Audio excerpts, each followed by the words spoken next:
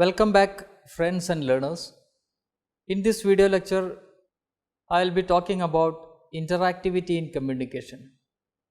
Now we are starting a new unit.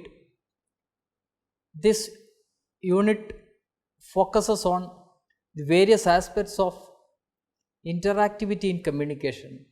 In the first unit, we have discussed about some of the aspects of communication.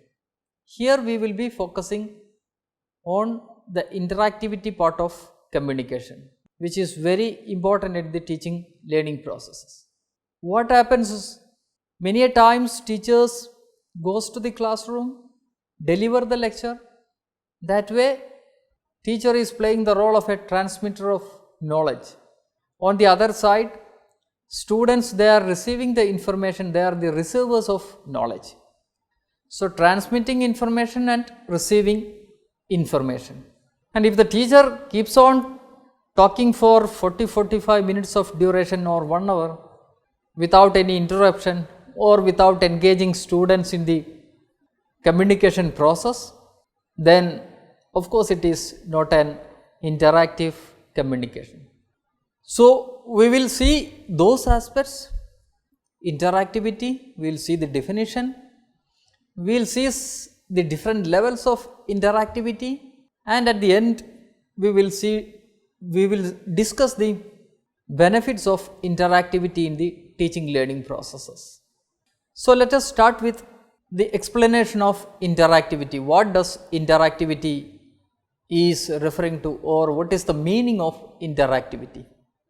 We always say the teaching learning processes or the communication has to be interactive in a classroom. I hope you can recall the process of communication which we have discussed in the first unit, where I was talking about communication involves sender, then medium and the receiver. Of course, feedback and noise is also there. So what happens? Sender will be sending the information to the receiver. If it is a classroom teaching learning process, most of the time teacher is the sender of information, students are the receivers of information. But there are many changes in the teaching learning processes. Now teacher is not that way, in a big way playing the role of a sender.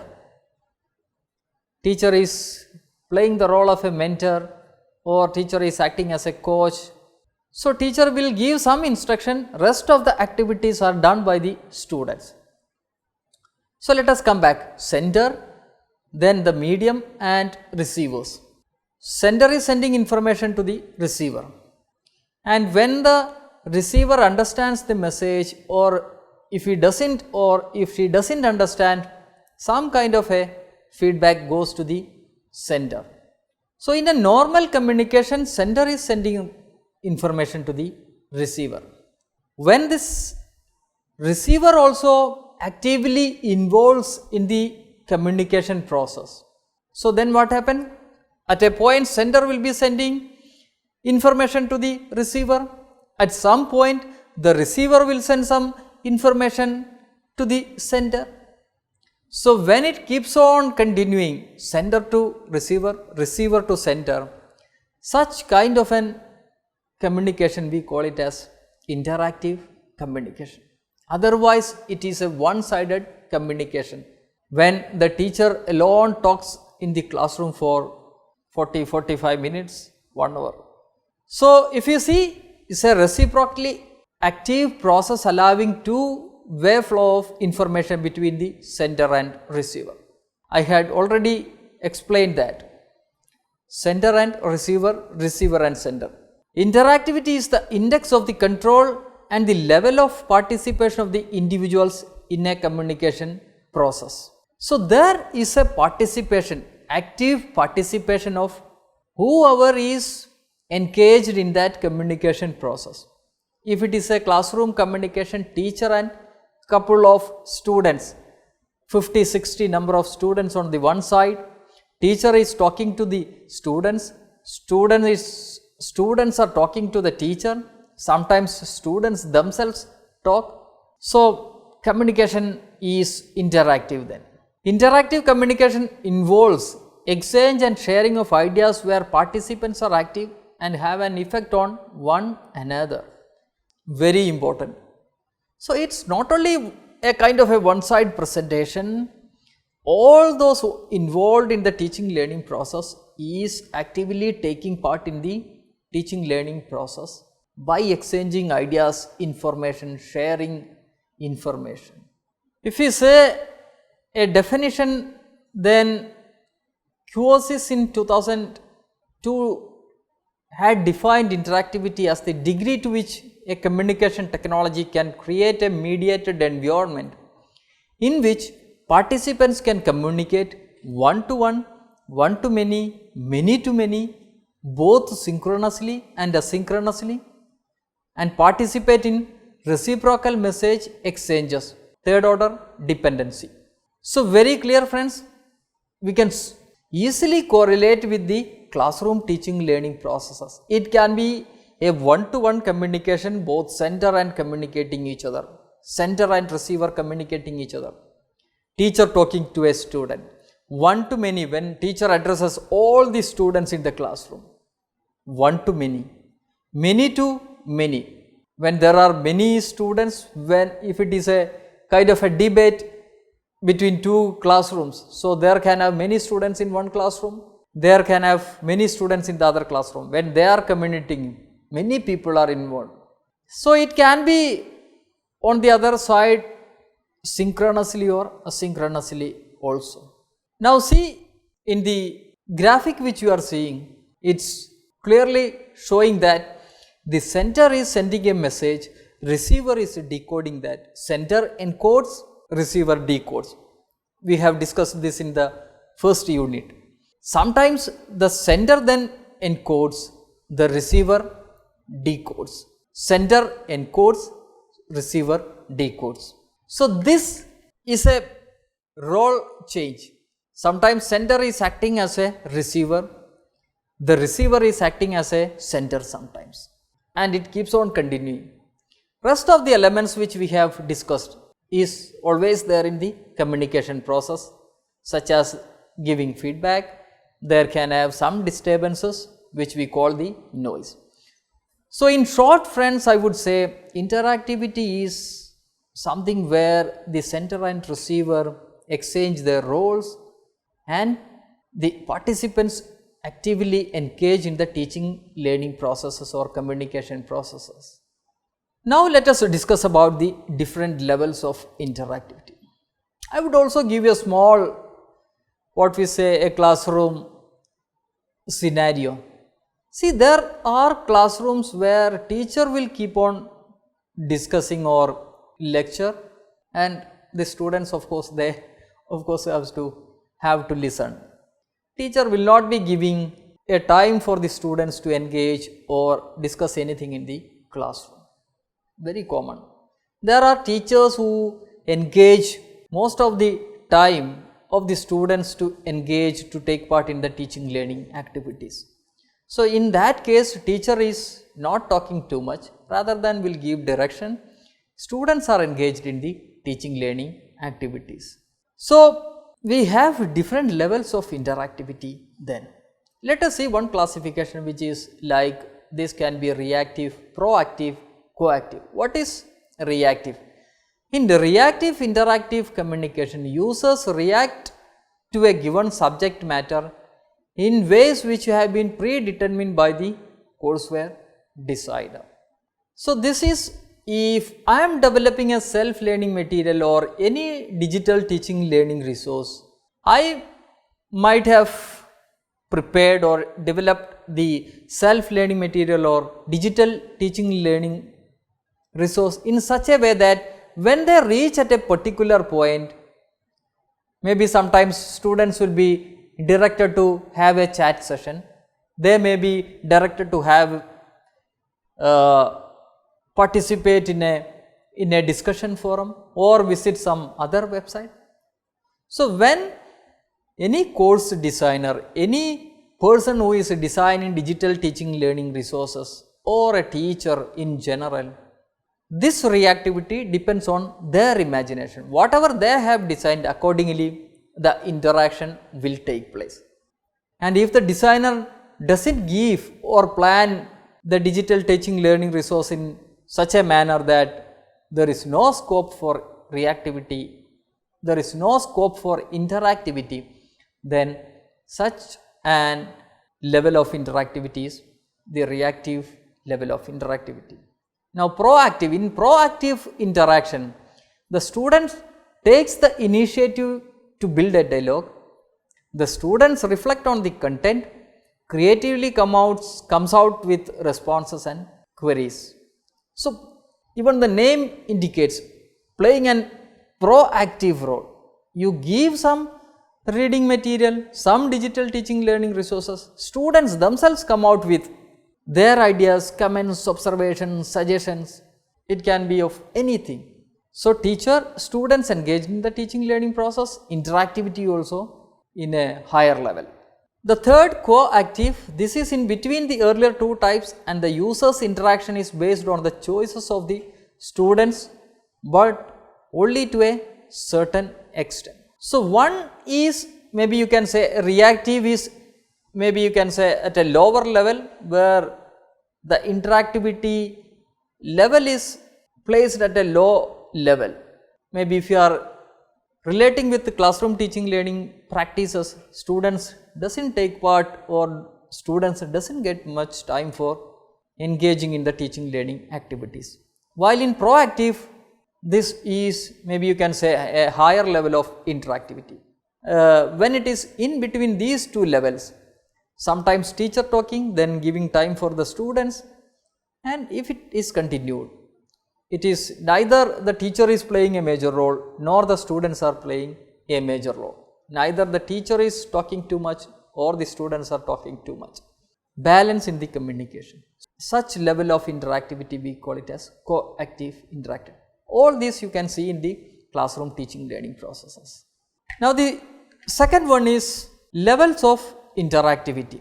Now we will see another classification or levels of interactivity, which is also, you can correlate to what we have discussed just before. One is the low level, the other is medium level, and the third is high level interactivity. So as I was saying, in low level interactivity, teacher is playing a major role, students doesn't get much time for interaction. A little higher level, which is the medium level, both the teacher and students active participants in the teaching learning processes. And when it is high level interactivity, both are actively, both the teachers, students, the students themselves, all are engaged in the communication process. By that I mean, see, at a moment the teacher may be the sender, students are the receivers, then it gets reversed, teacher will be the receiver, students will be the sender of communication or message. Sometimes the students, when they talk themselves, one student may initiate a discussion, so that time he will be the sender, the other student who is sitting next to him will be the receiver. The next moment the role reverses, the second student who has received the information, he will be sending an information to the first student. In that case, the first student becomes the sender. So when there are lot of discussions where the message is in a intense way communicated, then this is high level of interactivity. And maybe we can say, after the NCF National Curriculum Framework 2005, many of the classrooms are now activity oriented. Teacher is giving some activities by which they will go through the activity, they will do the activity, they will complete the activity. When they complete the activity, maybe as an end product, students will be learning something, they will be constructing some knowledge. This is the pedagogical approach which we call the constructivist approach of teaching learning.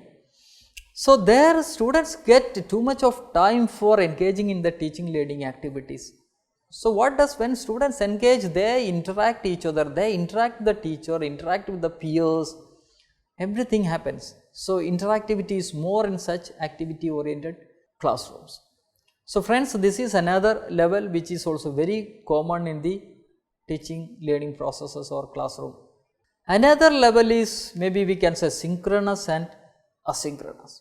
In synchronous, both will be the sender of the message and the receiver of the message will be present at the same time. Say for example, if I am making a video call and I am teaching my students through video call, say for example the Google Meet. So, when I teach them, I am at one point, I am the center of the message. At the same time, students are watching me at the other end. So, students are the receivers. So, both are taking place, the sender and receivers. When the participants in the communication process at the same time, we call it as synchronous communication.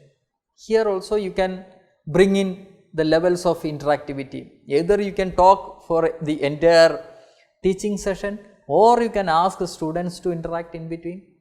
This is also possible. So, the levels of interactivity also you can bring in this synchronous communication.